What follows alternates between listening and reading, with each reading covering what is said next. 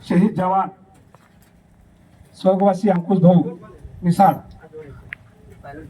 यांच्या सावरण्यासाठी आज त्यांच्या आपल्यामधून जाऊन आज हा त्यांचा 5वा दिवस।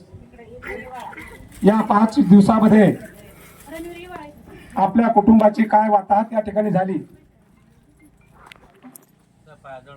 मी या ठिकाणी 2 मिनिटं थांबतो आणि आपल्या जिल्ह्याचे खासदार देशाचे मंत्री महोदय जे आपल्याला अंकुश भाऊच्या बाबत त्यांना या ठिकाणी भावपूर्ण श्रद्धांजली वाहण्यासाठी ते या ठिकाणी माझ्यासोबत मायको उपलब्ध आहेत आणि म्हणून आपल्या देशाचे मंत्री जिल्ह्याचे खासदार माननीय प्रतापरावजी जाधव साहेब यांना अशी विनंती करतो की स्वर्गवासी अंकुश भाऊ मिसाळ यांना या ठिकाणी भावपूर्ण श्रद्धांजली अर्पण करावी।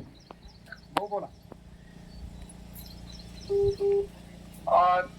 अतिशय दुःखद अशा अंतःकरणानं आपल्या बुलढाणा जिल्ह्याचे सुपुत्र संत चोखामेळा ही जन्मभूमी असलेले शहीद जवान हवालदार स्वर्गीय अंकुश महादेवजी मिसाळ यांना खऱ्या अर्थानं या देशाचं संरक्षण करत असताना वीरमरण त्या ठिकाणी प्राप्त झालेलं आहे आणि खऱ्या अर्थानं देश सेवा ही आपल्या सर्वांसाठी अतिशय महत्वाची आहे आणि आपल्या सर्वांच्या संरक्षणासाठी स्वतःचा जीव मुठीत धरून अहोरात्र डोळ्यामध्ये तेल घालून हे सीमेवरती आपल्या देशाच्या सीमांचं हे जवान मंडळी आपलं संरक्षण करत असते।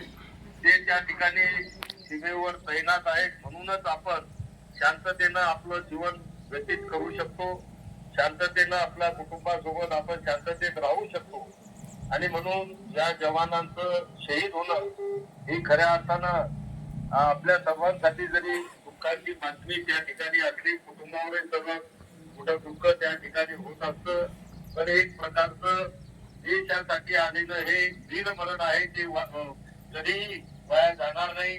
आज त्यांच्या निधनामुळं नेमके त्यांचं कुटुंबीय असेल, त्यांचे सर्व मित्र आपलं स्वकीय यांच्यावर दुःखाचा डोंगर कोसळलेला आहे।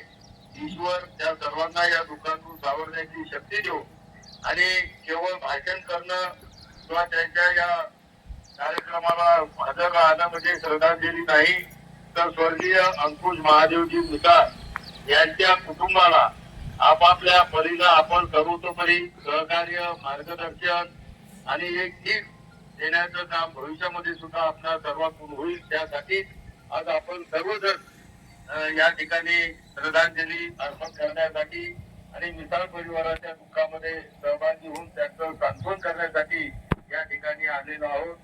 निश्चितच स्वर्गीय अंकुशजी मिसाळ यांना ईश्वर त्यांनी चांगली जागा मिळणारच आहे, पण तरी सुद्धा त्यांना ईश्वर त्यांनी चांगली जागा मिळू, त्यांच्या कुटुंबांना या दुःखातून सावरण्याची शक्ती मिळू आणि यांची प्रेरणा घेऊन मला वाटते यावेळेस आपल्या बुलढाणा जिल्ह्यातले अंकुशजी महादेव मिसाळ सारखे जे जवान अगोदर सैन्यामध्ये त्या ठिकाणी तैनात आहेत त्यांचा आदर्श घेऊन यावर्षी सुद्धा बऱ्याचशा ग्रामीण भागातील आपली सर्वसामान्य शेतकऱ्यांची मुलं सुद्धा सैन्यामध्ये भरती झालेली आहेत आणि त्यांचा आदर्श गुण होत आहे। देशाचं संरक्षण करण्याची प्रेरणा अशा या जवानाकडून आपल्याला निश्चित मिळत आहे।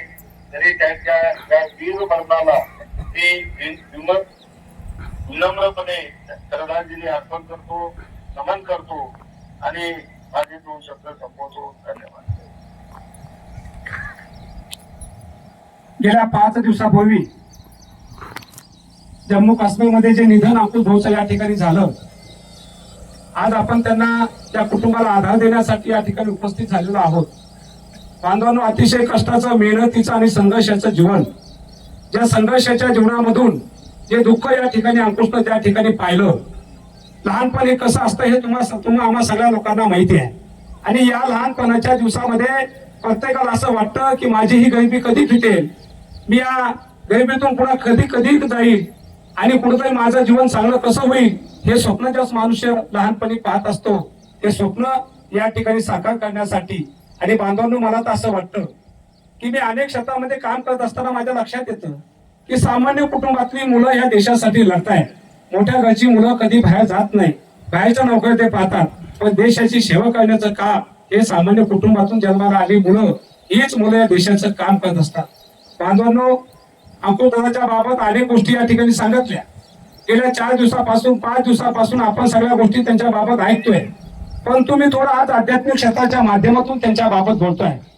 कारण आपल्या या काही गोष्टी या ठिकाणी ज्या सांगण्यात आलं की त्यांचं दुःख, त्यांचं सामाजिक काम, त्यांनी केलेले कष्ट, त्यांनी केलेली मेहनत, कुटुंबाच्या बाबत झाली वाताहत, किती नातेवाईक पाठीमागे गेले, आणि हे सगळं दुःख पचवत असताना अंकुश भाऊला सुद्धा देवाने आपल्या सगळ्यामध्ये या ठिकाणी घेऊन गेलेले आहेत. परंतु आध्यात्मिक दृष्ट्या आपल्या धर्मग्रंथामध्ये असं म्हटलंय की मनुष्य जन्माला आला की त्याच्या 5व्या दिवशी सटवी नावाची बाई येते आणि टाक टाकून जाते. त्याचं नशीब त्या ठिकाणी लिहिलं जातं आणि त्या नशिबाच्या माध्यमातून माणसाच्या जीवनाची वाटचाल त्या ठिकाणी चालू असते. आणि अशी ही वाटचाल चालू असताना मनामध्ये देशाची सेवा करत असताना एक टप्पा जो असतो 17-18 वर्षाचा तो पूर्ण केलेला असताना दुसऱ्या टप्प्यामध्ये त्याचा मृत्यू त्या ठिकाणी होता. आणि बुद्धी त्या ठिकाणी भगवंतांनी दिली की नाही आपल्याला देशासाठी लढायचं आहे, आणि म्हणून पुन्हा अंकुश भाऊ त्या ठिकाणी लढायला गेले. आणि आज तुमच्या आमच्यामधून त्या ठिकाणी त्यांचा मृत्यू झाला, ते या ठिकाणी निघून गेलेले आहेत. बांधवांनो, आता जे आपले खासदार साहेब यांनी या ठिकाणी जी मांडणी केली की बा भाषण देऊन बोलून श्रद्धांजली अर्पण करून शब्दानं याच्यामध्ये काही फायदा नाही. कारण समाजाच्या दृष्टिकोनातून आज कधी विचार केला तर समाजामध्ये आज त्या बाईचं वय, त्या मुलाचं वय पाहिल्याच्या नंतर प्रत्येकाचं अंतकरण या ठिकाणी हेळाळून जातं. परंतु हे नुसतं आजच्या पुरतं, उद्याच्या पुरतं हे नसावं, हे कायमस्वरूपी त्यांच्या पाठीमागं तुम्ही आम्ही उभे असलो पाहिजे. कारण अनेक घटना आपल्या भागात या ठिकाणी घडताय.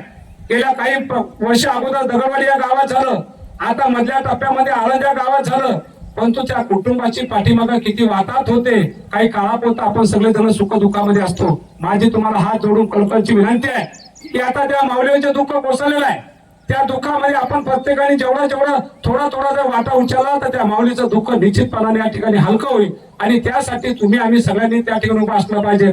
आणि आपापल्या धर्मधानानं, आपापल्या इमानदारानं, आपापल्या मायच्यानं सांगतो की एवढे वाईट दिवस असतात या भविष्यामध्ये की मला या ठिकाणी थोडी सांगायची लाज वाटते, पण ती मी सांगितलं पाहिजे, बोललं पाहिजे त्यासाठी. कारण उद्या भविष्यामध्ये ती 2 लहान लेकरं घेऊन ती माऊली जेव्हा एखाद्या ऑफिसला जाणार आहे त्यावेळेस आपण सगळे लोक त्या माऊलीकडे चांगल्या नजरेनं प्रत्येकाने पाहिलं पाहिजे. ती ज्या क्षणात दिसेल त्या ठिकाणी प्रत्येक माणूस गेला पाहिजे आणि त्यानं म्हटलं पाहिजे ताई तुला काय अडचणी आहे. स्वतःची पाठची बहीण समजून प्रत्येकाने उभं राहिलं तर त्या ठिकाणी निश्चितपणाने श्रद्धांजली आपली सगळ्यांची असेल असं मला या ठिकाणी वाटतंय. बोलायसारखं खूप आहे, बोलता येईल खूप काही, परंतु एवढी श्रद्धांजली आपल्या सगळ्यांच्या वतीनं असेल की आपण ज्या वेळेस वेळ पडेल त्या वेळेस सर्वजण आपण उपस्थित असलं पाहिजे. आज चाटे साहेबांसारखा एक सैनिक या ठिकाणी आहेत, मी अनेक ठिकाणी पाहतो, प्रत्येक ठिकाणी ते येतात आणि सुखदुःखामध्ये मागच्या 2-3 महिन्या अगोदर आला या गावचा तुम्हाला बरेच विषय सांगतो. अनेक अडचणीला सामोरं जावं लागलं. शेवटी त्या बोला सांगायला लागलो मी आत्महत्या करतो, माझा मुलगा गेला, तसा मीही जातीच्या भूमिकेत आहे. परंतु प्रत्येक माणूस त्यांच्या मागे उभा राहिला आणि त्यांना सांगितलं की दादा अशा भूमिकेत जाऊ नका. कारण शेवटी मनुष्य गेलेला आहे, तो काही वापस येऊ शकत नाही, फक्त त्याच्या आठवणी आपल्या सगळ्यांच्या पुढे आहे. आणि म्हणून ताई तुम्हाला विनंती या ठिकाणी करतो की आता मोठी जबाबदारी तुमची या ठिकाणी आलेली आहे. कारण तुमचे जे आधार देणारे सासरे तुमचे होते ते सुद्धा या ठिकाणी गेलेले आहेत. पण मी तुम्हाला सांगतो आमची बहीण म्हणून तुम्हाला या ठिकाणी शब्द देतो की मी तालुक्याचा शिवसेना तालुका प्रमुख या नात्यानं देशाचे मंत्री प्रतापभाई जाधव साहेब यांच्या वतीनं जी काही तुम्हाला मदत लागेल ती मदत करण्याची आमची 100% तुम्हाला या ठिकाणी शब्द देतो, वचन देतो किंवा आश्वासन या ठिकाणी देणार. केव्हाही सांगा, कोणत्या टायमाला सांगा, जी काही मदत लागेल. कारण आज आपल्या जवळ देशाचे मंत्री प्रतापभाई जाधव साहेब आहेत, कुठल्याही अडचणीमध्ये ते सामील आहे, पुढे ते उभे आहेत. आळंदच्या जवानाच्या बाबतीत अनेक मदत त्यांनी त्या ठिकाणी केली, स्वतः ते आले आणि तुमच्याही भेटीला थोड्या दिवसामध्ये या 8-10 दिवसामध्ये आपल्या देशाचे मंत्री या ठिकाणी भेटायला येतील असे शब्द या ठिकाणी देतो. आणि अंकुश भाऊला भावपूर्ण श्रद्धांजली माझ्या वतीने या ठिकाणी अर्पण करतो आणि थांबतो.